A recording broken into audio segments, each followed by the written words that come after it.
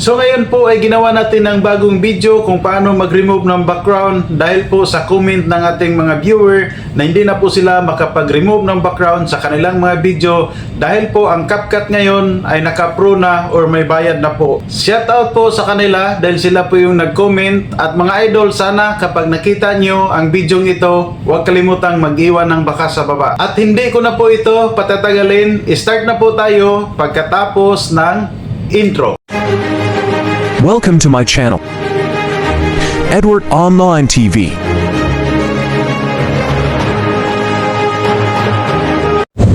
Una guys ay buksan lang po natin ang ating Google Play Store, tapos i-type lang po natin ang Spring. So ito po yung app na gagamitin natin.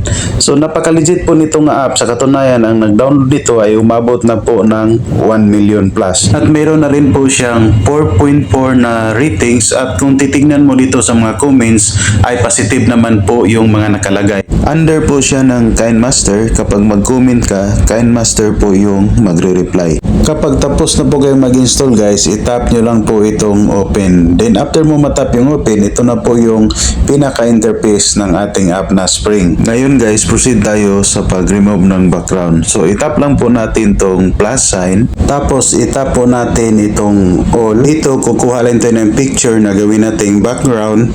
So ito po yun, i-tap lang po natin. So after nyan guys, i-tap nyo lang itong X dito sa taas para po ma-close natin ang ating gallery. So ito po yun.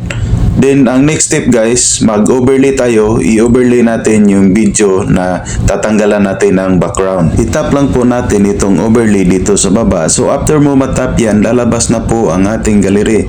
And then dito tayo mamili ng video na gagamitin natin upang tanggalan ng background.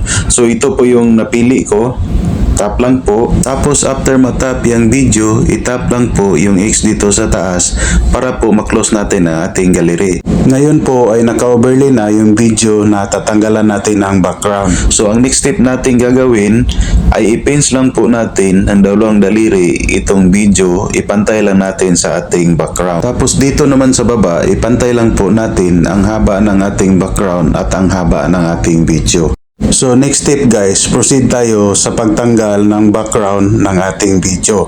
So dito sa baba, scroll lang po natin. Hindi tayo mawawala nito guys kasi para lang tayong gumamit din ng CapCut. So scroll lang po hanggang sa makita natin ang Magic Remover. So ito na po yun guys, yung Magic Remover na sinasabi ko. Sa pag-remove ng background ng video natin, itap lang po natin yung Magic Remover. Tapos after mo yan matap, automatic po na i-remove ang background ng ating video. So antayin lang po natin na aabot ng 100%. Huwag nyo munang i-skip ang video guys dahil marami pa po akong ituturo sa inyo at para po masundan nyo ng mabuti. Ngayon guys, tapos na po tayo sa pag-remove ng background ng ating video. Ito na po yung resulta guys sa pagtanggal natin ng background ng ating video. At sa ngayon po, itong app na to ay libre po siya, wala pa po siyang bayad. Di tulad ng ibang app, kapag magtanggal ka ng background ay may mga bayad na. At sa ibang app guys, kapag mag-remove ka ng background ay hindi po talaga totally malilinis lahat. So meron po talagang matitira. Pero dito, papansinin natin guys na mula umpisa ng ating video hanggang sa matapos ay napakalinis po ng pagkatanggal ng ating background. Sa pag-save dito guys, itap nyo lang itong arrow dito sa taas. At dito guys, ang resolution ng ating video ay automatic po na nakaset sa 1080. At pwede mo rin po ilagay sa 1440 para mas lalong gaganda ang resolution ng ating video. At libre din po yan. Tapos itap yung save dito sa baba, at kapag may lalabas na ads, i-close nyo lang po. Tapos antayin lang natin na abot ng 100%, and then kapag may lalabas na po na okay, automatic na po yan na nakasave na po sa ating gallery.